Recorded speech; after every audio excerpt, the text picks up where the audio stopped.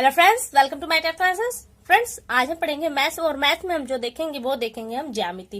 यानी कि मैथ्स में जो अंक का पोर्शन वो लगभग हमारा समाप्त हो चुका है और जो बचता है वो ज्यामिति। ज्यामिति में बहुत ज्यादा टॉपिक नहीं है, 3-4 टॉपिक है और वो भी हम बहुत जल्दी खत्म करके फिर हमारा अभ्यास स्टार्ट हो जाएगा।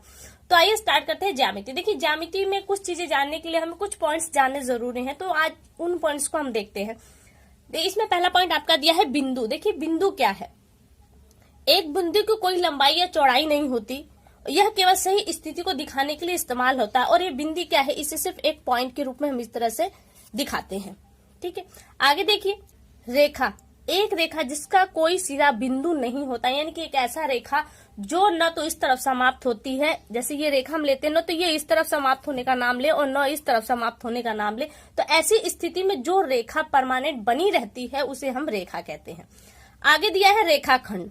जब दो बिंदुओं को मिलाकर एक लाइन खींची जाती है तो उसे हम रेखाखंड कहते हैं। जैसे आपका एक यहाँ पे बिंदु दे दिया और एक यहाँ पे बिंदु दे दिया और इसको हम मिला दे तो ये जो रेखा बनी है वो कहलाती है आपकी रेखाखंड।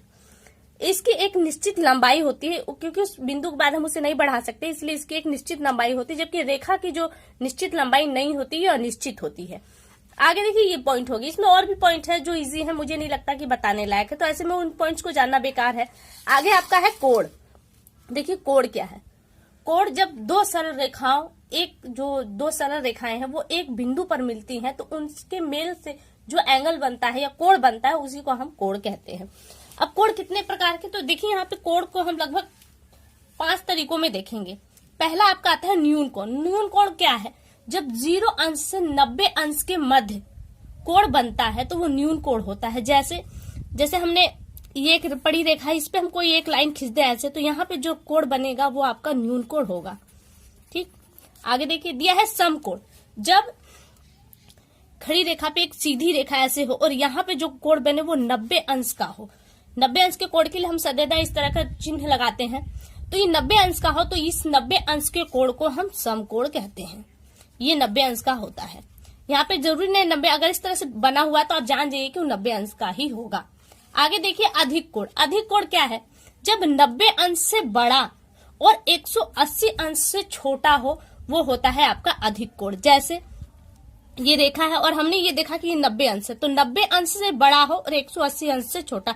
अगर हम ऐसे लाइन करके यहाँ पे कोण बनाए तो ये 180 अंश का बनता है। तो ऐसी कंडीशन क्या है, 90 से तो बड़ा हो लेकिन 180 से छोटा है, यानी कि 90 से और 180 के मध्य में जो कोण होगा वो आपका होगा अधिक कोण। इसमें आपका 100 अंश का कोण आएगा, 120 अंश का कोण आएगा, 135 अंश का कोण आएगा जो 180 अंश से कम हो। अगला देखिए सरल कोण।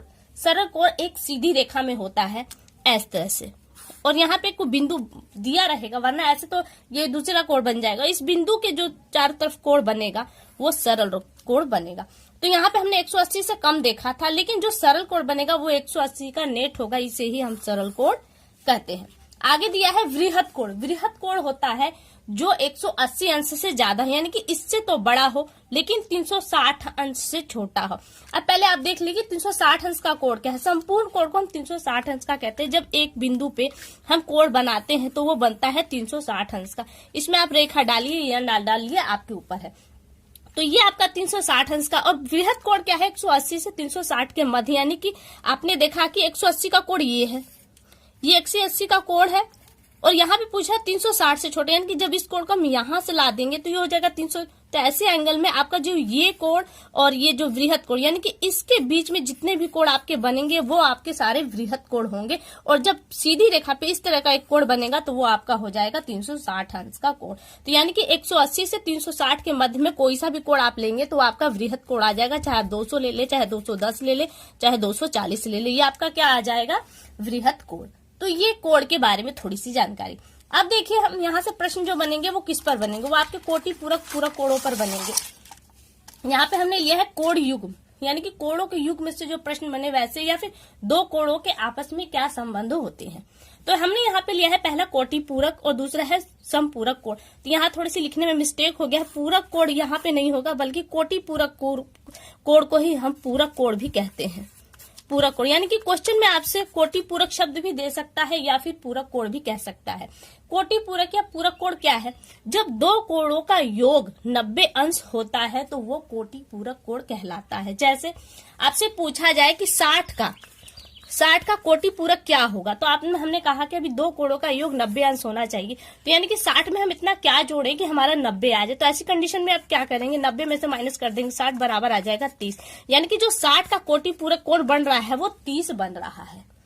यानी कि दो कोणों को जोड़ने पर ही जो आएगा 90 अंश ही आना चाहिए, और यही 90 अंश आपका कोटि पूरक कहलाएगा। और कोटि पूरक कोण के लिए दो कोणों का होना अनिवार्य है, और ये अनिवार्य नहीं कि इनकी भुजाएं दोनों आपस में संलग्न हो। एक और यहाँ से एक और प्रश्न बनेगा कि उस कोण का माप बताइए जो अपने कोटि पूरक कोण के बराबर है। यानी कि दो कोटि, हमने तो देखा कि कोण दो होंगे और कोटि पूरक, और कह रहा है मान बराबर होते, यानी कि आप देख सकते हैं यहाँ पे ऐसे अंदाजा लगा ली कि 45 और 45 बराबर आ रहे हैं आपस में, और ये योग करने पे आ रहा है 90। तो यहाँ पे उस प्रश्न का जो आंसर बनता है वो बनता है 45 अंश। तो ये हो गया हमारा पूरक कोण या कोटि पूरक कोण। अब देखिए संपूरक कोण क्या है। संपूरक कोण के लिए कंडीशन है कि दो कोण हो, उन दोनों कोणों का योग 180 अंश ही होना चाहिए। जैसे हम यहाँ पे 90 ले लेते हैं, और इसी में हम अगर 90 और जोड़ दे तो हमारा आ जाएगा 180 अंश। तो ये 90 और 90 ये क्या है, एक दूसरे के संपूरक कोण है। यहाँ से भी प्रश्न वही तरह से बनेगा कि उस कोण का माप बताइए जो अपने संपूरक कोण का बराबर हो। तो यहाँ पे 90 और 90 आप देख रहे हैं बराबर है आपस में, और वो दोनों मिलाकर क्या बना रहे हैं, एक संपूरक कोण का बना रहे हैं। इसी तरह से आपसे पूछ सकता है कि 100 का संपूरक कोण क्या होगा, तो 180 में से आप माइनस कर देंगे तो आपका आ जाएगा आंसर 80। तो ये क्या है, आपका आंसर हो जाएगा कि 100 का जो संपूरक कोण है वो कितना है, वो है 80।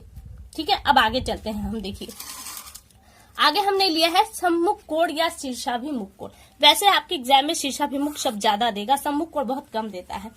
यहाँ पे है जब दो सरल रेखाएं एक दूसरे को काटती हैं तो इस प्रकार से बने कोण सम्मुख कोण या शीर्षाभिमुख कोण कहलाते हैं, और इनमें जो आमने सामने के कोण बराबर होते हैं। जैसे आप क्रॉस का निशान लगाएं ऐसे, तो कहा रहा है कि यहाँ पे दो रेखाएं जो आपस में एक दूसरे को काटती है, तो आप देख रही हैं रेखाएं एक दूसरे को काट रही हैं, और इनसे बने कोण सम्मुख कोण या शीर्षाभिमुख कोण कहलाते हैं। इसके आपस के जो मुख है ये बराबर होते हैं। यानी कि अगर मैं ये कहूं कि ये 30 अंश का है तो ये भी 30 अंश का ही होगा। यानी कि आमने सामने के जो कोण है वो हमेशा आपके बराबर होंगे। तो ये हुआ आपका शीर्षाभिमुख। ऐसी कंडीशन में अगर मैं ये कहूं कि ये 70 अंश का है तो यहां से भी आपका कोण 70 अंश का ही बना। क्लियर हो गया। अब प्रश्न देखिए कैसे बनेगा। प्रश्न बन सकता है यहाँ से आपको इस तरह से दे गया, आप इस सिचुएशन को जानिए, क्योंकि प्रश्न यही नहीं आएगा। प्रश्न ये आएगा कि अगर ये कोण 30 अंश का है, ये कोण 30 अंश का है, तो ये कोण कितने अंश का होगा। तो ऐसी स्थिति में क्या करें, आपको ये पता होना चाहिए कि एक रेखा पर जो कोण बनता है वो 180 अंश का बनता है। तो आप क्या करेंगे, आपको ये कोण निकालना है। आपको ये तो पता है कि आमने सामने का कोण बराबर होगा, तो 330 का ये भी होगा। ऐसी कंडीशन में चारों कोण के योग से भी आप चल सकते हैं। तो आप क्या करेंगे, 30 और 30 60 को जोड़ेंगे, और 60 एक बिंदु पर कितने अंश का कोण बना है, 360 अंश का। तो ऐसी कंडीशन 360 में से आप 60 को माइनस करेंगे, जो बचेगा उसको 2 से डिवाइड करेंगे, क्योंकि यहाँ पे दो कोण है। या ये पैटर्न अपनाएंगे, या तो सीधे सीधे आप ये अपना लीजिए, एक रेखा पे जो कोण बनता है वो 180 अंश का बनता है। तो आप 180 माइनस 30 अंश आपको पहले ही दिया गया है, तो आप 30 अंश माइनस कर देंगे तो आपका आंसर आ जाएगा 150। यानी कि ये कोण जो बनकर निकला वो कितने का निकला, 150 अंश का। ठीक है, यहाँ से एकदम इसी तरह का क्वेश्चन आएगा अगर आता है तो। ठीक है, अब आगे देखिए समांतर रेखाएं क्या है, क्योंकि इससे रिलेटेड जो प्रश्न है वो इसी तरह से आएंगे जैसा मैं बता रही हूँ, सेम टू सेम इसी तरह से आएंगे, इसमें थोड़ा सा भी अलग नहीं होगा। और रही बात की संख्याओं को थोड़ा अंतर कर देंगे, प्रश्न थोड़े जो भी बनेंगे उन्हें हम अभ्यास के थ्रू उन प्रश्नों को भी एक बार देख लेंगे। आगे समांतर रेखाएं, ये तो सिर्फ एक आधार है आपके आगे की पढ़ाई के लिए। वे रेखाएं जो एक दूसरे को नहीं काटती समांतर रेखाएं कहलाती हैं। दो समांतर रेखाओं के बीच की दूरी सदैव बराबर रहती है। हमने अभी देखा शीर्षाभिमुख कोण, इसमें क्या था, दो रेखाएं आपस में एक दूसरे को काट रही थी, लेकिन जो समांतर रेखाएं ये एक दूसरे को नहीं काटेंगी, वरन ये एक सदैव एक बराबर बनी रहेंगी। अगर ये एक लेते हैं तो ये कोण है, यानी कि इसमें इन दोनों में जो अंतर है वो परमानेंटली वही अंतर रहेगा। इसके एग्जाम्पल में आपको रेल की पटरियां रखी जाती हैं। रेल की पटरियां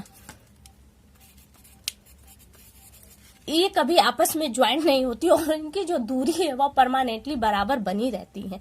तो ये रेखाएं जो एक दूसरे को नहीं काटती और इनकी जो बीच की दूरी है वो सदैव समान बनी रहती हैं, वो कहलाती हैं आपकी समांतर रेखाएं।